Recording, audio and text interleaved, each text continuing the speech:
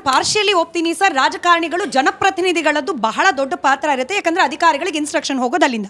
ಹಾಗಾಗಿ ಅಷ್ಟೇ ಕೊಟ್ರೆ ನಿಮಗೆ ಈ ಪ್ರಶ್ನೆ ಕೇಳ್ತೀನಿ. DK ಶಿವಕುಮಾರ್ ಅವರಿದ್ದ ಸಂದರ್ಭದಲ್ಲಿ ಅವರದ್ದೇ ಹೇಳಿಕೆ, 3 ತಿಂಗಳ ಹಿಂದೆ ನಾನೇ ಮೀಟಿಂಗ್ ಮಾಡಿದ್ದೆ, ವಿರೋಧ ಪಕ್ಷದ ನಾಯಕರುಗಳು ಕೂಡ ಇದ್ರು, ಇದೇ ಬೀದಿ ಬದಿ ವ್ಯಾಪಾರಿಗಳ ಸಮಸ್ಯೆ ಹಾಗೆ ಪಾದಚಾರಿಗಳ ಸಮಸ್ಯೆ ಬಗ್ಗೆ ನಾವು ಕೂಲಂಕುಷವಾಗಿ ತೀರ್ಮಾನ ಮಾಡಿ ನಿರ್ಧಾರ ಕೈಗೊಂಡಾಗ ವಿರೋಧ ಪಕ್ಷದವರು ಇದ್ರು.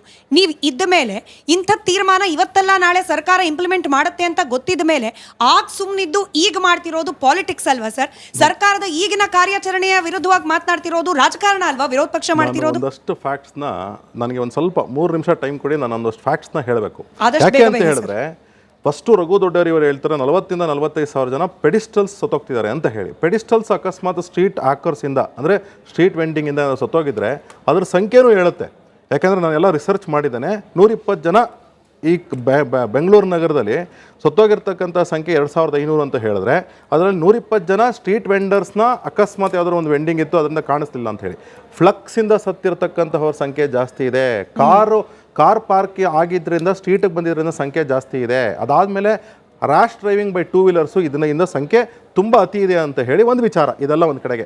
ಸ್ಟ್ರೀಟ್ ವೆಂಡರ್ ಆ್ಯಕ್ಟು 2010ರಲ್ಲಿ ಸುಪ್ರೀಂ ಕೋರ್ಟ್ ಆರ್ಡರ್ ಪಾಸ್ ಆದಮೇಲೆ ಸುಪ್ರೀಂ ಕೋರ್ಟಲ್ಲಿ ಆರ್ಡರ್ ಪಾಸ್ ಆಗುತ್ತೆ. ಏನು ಈ ವಾಕರ್ಸ್ಗೆ ಯಾವ ರೀತಿ ಒಂದು ಲಾ ಪಾಸ್ ಆಯಿತು 2017ನಲ್ಲಿ, ಹಾಗೆ 2010ನಲ್ಲೂ ಸಹ ಒಂದು ಆ್ಯಕ್ಟ್ ಸುಪ್ರೀಂ ಕೋರ್ಟ್ ಒಂದು ಆದೇಶ ಕೊಡುತ್ತೆ, ಸರ್ಕಾರಕ್ಕೆ ತಾಕೀತು ಮಾಡುತ್ತೆ.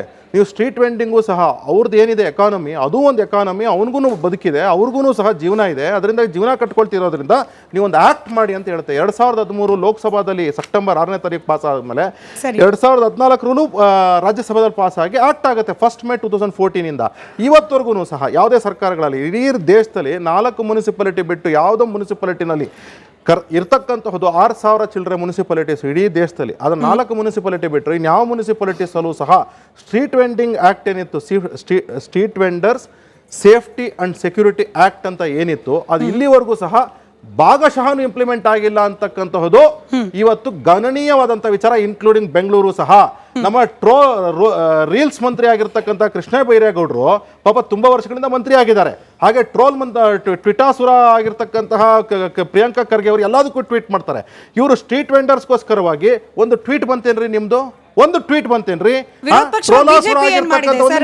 ಬಿಜೆಪಿಯಲ್ಲಿ ವಿರೋಧ ಪಕ್ಷದ ನಾಯಕರ ಸ್ಟೇಟ್ಮೆಂಟ್ಗಳು, ಬಿಜೆಪಿ ರಾಜ್ಯಾಧ್ಯಕ್ಷರ ಆಂತರಿಕ ಗೊಂದಲಗಳು, ಅದನ್ನ ಬಿಟ್ಟು ವಿರೋಧ ಪಕ್ಷ ಏನ್ ಮಾಡಿದೆ ಅದನ್ನು ಹೇಳಬೇಕು. ಬಿಜೆಪಿ ಕಾಂಗ್ರೆಸ್ ಆಮೇಲೆ ಟ್ರೋಲಾಸುರ ಆಗಿರ್ತಕ್ಕಂಥ ಈಶ್ವರ್ ಪ್ರದೀಪ್ ಅವರು ಎಲ್ಲದ್ರ ಬಗ್ಗೆ ಮಾತಾಡ್ತಾರೆ. ಅವ್ರಿಗೆ ಮಾನವೀಯತೆ ಧರ್ಮ ಇಲ್ವಾ ಅವ್ರಿಗೆ? ಸ್ಟ್ರೀಟ್ ವೆಂಡರ್ಸ್ಗೆ ಆಯ್ತು. ಇದೆಲ್ಲದಕ್ಕೂ ಒಂದು ಸ್ಟ್ರೀಟ್ ವೆಂಡಿಂಗ್ ಆ್ಯಕ್ಟ್ ಏನೇನು ಹೇಳುತ್ತೆ ಅಂತ ಹೇಳಿ ನನ್ನ ಪಾರ್ಷಿಯಲ್ ಆಗಿ ನನ್ನ ಸ್ನೇಹಿತರು ಹೇಳ್ತಾ ಇದ್ರು. ಆದರೆ ಏನು ಹೇಳುತ್ತೆ ಅಂದರೆ, ನೀವು ಹೇಳ್ದಂಗೆ 5 ವರ್ಷಕ್ಕೊಂದು ಸರ್ವೆ ಆಗಬೇಕು, ಒಂದು ಸ್ಟ್ರೀಟ್ ವೆಂಡಿಂಗ್ ಸರ್ಟಿಫಿಕೇಟ್ ಕೊಡಬೇಕು, GPS ಟ್ಯಾಗಿಂಗ್ ಆಗಬೇಕು. ಇದು ಅತ್ಯಂತ ಗಮನೀಯವಾದಂಥ ವಿಚಾರ. GPS ಟ್ಯಾಗಿಂಗ್ ಅಂದರೆ ಉದಾಹರಣೆಗೆ ನಾನು ವೆಂಕಟಸ್ವಾಮಿ ಅಂತ ಒಂದು ಎಕ್ಸಾಂಪಲ್ ಆಗಿ ಹೇಳ್ತೀನಿ. ವೆಂಕಟಸ್ವಾಮಿ ಅಂತಕ್ಕಂಥವರು ಶಾಂತಿನಗರ ವಾರ್ಡ್ ನಂಬರ್ 21ರಲ್ಲಿ ಸ್ಟ್ರೀಟ್ ನಂಬರ್ 15ರಲ್ಲಿ ಇಂಥ ಕಡೆ ನಿಂತಿದ್ದಾರೆ ಅಂದರೆ ಅಲ್ಲೇ ನಿಲ್ಲಬೇಕು, ಆ ವ್ಯಾಪಾರನೇ ಮಾಡಬೇಕು ಅಂತೇಳಿ ಸ್ಟ್ರೀಟ್ ಅಂದರೆ ಅದು ನಿಂತ್ಕೊಳ್ತಕ್ಕಂಥ ವ್ಯಕ್ತಿ.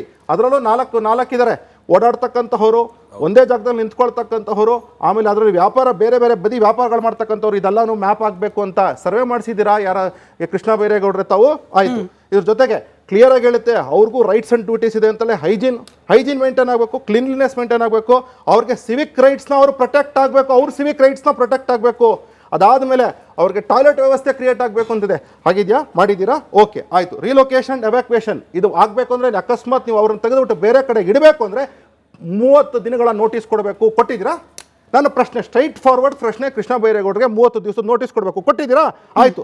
ಅದಕ್ಕೆ ಸ್ಟ್ರೀಟ್ ವೆಂಡಿಂಗ್ ಕಮಿಟಿ ಇರಬೇಕು, ಅದು ಅದ್ರ ಮೂಲಕ ಕೊಡಬೇಕು ನೋಟಿಸು. ಸ್ಟ್ರೀಟ್ ವೆಂಡಿಂಗ್ ಕಮಿಟಿ ಇವ್ರೇನು ಹೇಳ್ತಾರೆ 8 ಕಾರ್ಪೊರೇಷನ್ಸಲ್ಲಿ ಅಂದರೆ 8 ಝೋನ್ಸ್ ಇತ್ತು ಮುಂಚೆ BBMPಗೆ. ಈಗ GBAದಲ್ಲಿ 5 ಕಾರ್ಪೊರೇಷನ್ ಇದೆ. ಅದರಲ್ಲಿ ಎಷ್ಟು ಇದು ಮಾಡಿದಾರೋ ಗೊತ್ತಿಲ್ಲ ನನಗೆ. ಆದರೆ ಅಲ್ಲಿ ಆ ಕಮಿಟೀಸು ಮಾಡಿ ಅದರಲ್ಲಿ 40% ಸ್ಟ್ರೀಟ್ ವೆಂಡರ್ಸ್ ಮಿನಿಮಮ್ ಇರಲೇಬೇಕು, 33% ಮಹಿಳೆಯರು ಇರಬೇಕು. ಆಗಿದೆಯಾ? ಕೃಷ್ಣ ಬೈರೇಗೌಡರ ಪ್ರಶ್ನೆ. ಅದಾದಮೇಲೆ ಕ್ಲಿಯರ್ ಕಟ್ಟಾಗಿ ಹೇಳ್ತಾರೆ, ನಮ್ಮ ಪ್ರೀತಿ ಮೇಡಮ್ ಅವ್ರು ಹೇಳ್ತಿದ್ರು ಡಿಸೈನ್ ಮಾಡಿಸ್ತಾ ಇದ್ವಿ ಅಂತ ಹೇಳಿ. ಈಗ ಬಸವನಗುಡಿನಲ್ಲಿ ಸ್ಟ್ರೀಟ್ ವೆಂಡರ್ಸ್ಗೋಸ್ಕರ ಡಿಸೈನ್ ಆಗಿದೆ. ಮಲ್ಲೇಶ್ವರಮಲ್ಲಿ ಸ್ಟ್ರೀಟ್ ವೆಂಡರ್ಸ್ಗೆ ಡಿಸೈನ್ ಆಗಿದೆಯಾ? ನಾನು ಅರ್ಬನ್ ಪ್ಲಾನರು ಆಯ್ತಾ, ಸ್ಟ್ರೀಟ್ ವೆಂಡರ್ಸ್ಗೋಸ್ಕರ ಆಗಿದ್ಯಾ? ಸರಿ. ಅಕಸ್ಮಾತ್ ಡಿಸ್ಪ್ಯೂಟ್ ಬಂದ್ರೆ ನೀವು ಹೋಗ್ಬೇಕಾಗಿರ್ತಕ್ಕಂಥದ್ದು ರಿಟೈರ್ಡ್ ಜಡ್ಜ್ ಹತ್ರ, ರಿಟೈರ್ಡ್ ಜಡ್ಜ್ ಥ್ರೂ ಎನ್ಕ್ವೈರಿ ಮಾಡಿಸ್ಬಿಟ್ಟು ಡಿಸ್ಪ್ಯೂಟ್ ರಿಸಾಲ್ವ್ ಮಾಡ್ಬೇಕು. ಇದೆಲ್ಲ ಆಗಿದ್ಯಾ? ಪೆನಾಲ್ಟಿ ಹಾಕ್ತೀವಿ ಅವ್ರ ಮೇಲೆ, ನಾವು ಲೈಸೆನ್ಸ್ ಕ್ಯಾನ್ಸಲ್ ಮಾಡ್ತೀವಿ ಅಂತ ಹೇಳಿದ್ರು ಅದಕ್ಕೂ ಸಹ ಜಡ್ಜ್ಮೆಂಟ್ ಕೊಡಬೇಕು. ಅದಕ್ಕೆಲ್ಲ ಆಗಿದೆ. ಇದೆಲ್ಲ ಒಂದು ಕಡೆಗೆ ಆಯ್ತು. ಈಗ ವಿಚಾರ ಏನು ಅಂತ ಹೇಳಿದ್ರೆ, ಆಯ್ತಪ್ಪ ನೀವು ಕರೆದ್ರಿ ಹೇಳಿದ್ರಿ ಸ್ಟ್ರೀಟ್ ವೆಂಡರ್ಸ್ದು ಒಂದು ಸಮಸ್ಯೆ ಇದೆ. ಈಗ ಮಲ್ಲೇಶ್ವರಂಗೆ ನಾನು ಬರ್ತೀನಿ ಅಂದರೆ ಅದೇ ಕೇಸ್ ಎಕ್ಸಾಂಪಲ್ ಆಗಿ, ನಾನು ಮುಂಚೆ ಆರ್ಕಿಟೆಕ್ಚರಲ್ ಅಕಾಡೆಮಿಷನ್ನು ನಾನು ಪಾಠ ಮಾಡ್ತಿದ್ದೆ. ಅವ್ರಿಗೆ ನಾನೇ ಒಂದು ಪ್ರಾಜೆಕ್ಟ್ ಕೊಟ್ಟಿದ್ದೆ 8ನೇ ಸೆಮಿಸ್ಟರ್. ಆಗ ನಾನೇ ಹೇಳಿದ್ದೆ, ನೀವು how can we solve the street vendors conflict between street vendors and street hawkers, ಅಂದರೆ ಪಾದಚಾರಿಗಳು, ಪೆಡಿಸ್ಟನ್ಸ್. ಆಗ ಒಂದು ತುಂಬ ಒಳ್ಳೆ ಸೊಲ್ಯೂಷನ್ಸ್ ಕೊಟ್ಟಿರು ಮಲ್ಲೇಶ್ವರಂಗೆ ಎಕ್ಸಾಂಪಲ್ ಆಗಿ ಇಟ್ಕೊಂಡು. ಏನು ಅಂತ ಹೇಳಿದ್ರೆ, ಈಗ ನಾವು ಅಲ್ಲಿ ಫ್ಲೈಓವರ್ ಮಾಡೋಕ್ಕಾಗಲ್ಲ, ಬಿಕಾಸ್ ತುಂಬ ಚೆನ್ನಾಗಿರೋ ಗಿಡಗಳಿದೆ, ಬಿಲ್ಡಿಂಗ್ಗಳನ್ನ ಹೊಡಿಯಲಿಕ್ಕಾಗಲ್ಲ. ಅದರಿಂದಾಗಿ ನಾವು why can't we not create pedestrian pathway ಮೇಲ್ಗಡೆಗೆ, ಅಲ್ಲೇ ಸ್ಟ್ರೀಟ್ ವೆಂಡರ್ಸ್ನ ಶಿಫ್ಟ್ ಮಾಡಿಬಿಟ್ರೆ ಕೆಳಗಡೆ ವೆಹಿಕಲ್ಸ್ ಇರೋದಿಲ್ಲ. ಸರಿ. ಆಮೇಲೆ ಜೊತೆಗೆ ವಾಕಿಂಗ್ ಸರಿ ಹೋಗ್ತದೆ. ಒಂದು ಎರಡು ಕಡೆಗೆ ಈ ಕಡೆ ಒಂದು ಎಸ್ಕಲೇಟರ್ ಲಿಫ್ಟ್ ಹಾಕ್ಬಿಟ್ರೆ ಏಜ್ ಆಗಿರೋರು ಸಹ ಮೇಲೆ ಹೋಗ್ಬೋದು. ಇದನ್ನ ಯೋಚನೆ ಮಾಡ್ಬೇಕು ಸರ್ಕಾರ, ಪರ್ಯಾಯ ವ್ಯವಸ್ಥೆ ಕ್ರಿಯೇಟ್ ಮಾಡಬೇಕು. ಒಂದೇ ಒಂದು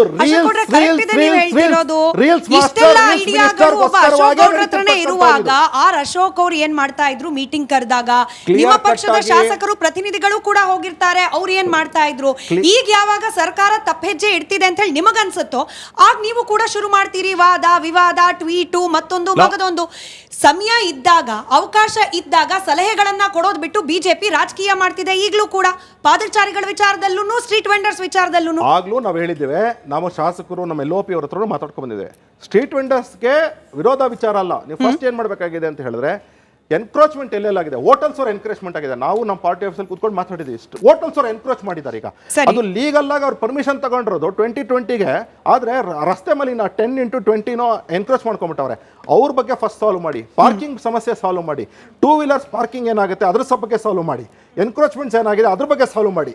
ಅದಾದ್ಮೇಲೆ ಸ್ಟ್ರೀಟ್ ವೆಂಡಿಂಗ್ ಕಮಿಟಿ ಮೂಲಕ ನೀವು ನೋಟಿಸ್ ಕೊಟ್ಟು ಅಕಸ್ಮಾತ್ ಯಾರು ಇಲ್ಲಿಗಲ್ ಆಗಿ ಎನ್ಕ್ರೋಚ್ ಆಗಿದ್ರೆ ಅವಾಗ ಮಾತ್ರ ಖಾಲಿ ಮಾಡಿಸ್ಬೇಕು ಅಂತ ಹೇಳಿ ಸಲಹೆನ ಆವತ್ತೇ ನಮ್ಮ ವಿರೋಧ ಪಕ್ಷದ ನಾಯಕರಾದಂತಹ ಆರ್ ಅಶೋಕ್ ಅವರು, ಚಲವಾದಿ ನಾರಾಯಣ ಸ್ವಾಮಿ ಅವರು ಕೊಟ್ಟಿದ್ದಾರೆ ಅಂತಕ್ಕಂತಹದ್ದು ನಮಗೆ ಸೂಚನೆ ಸಿಕ್ಕಿದೆ.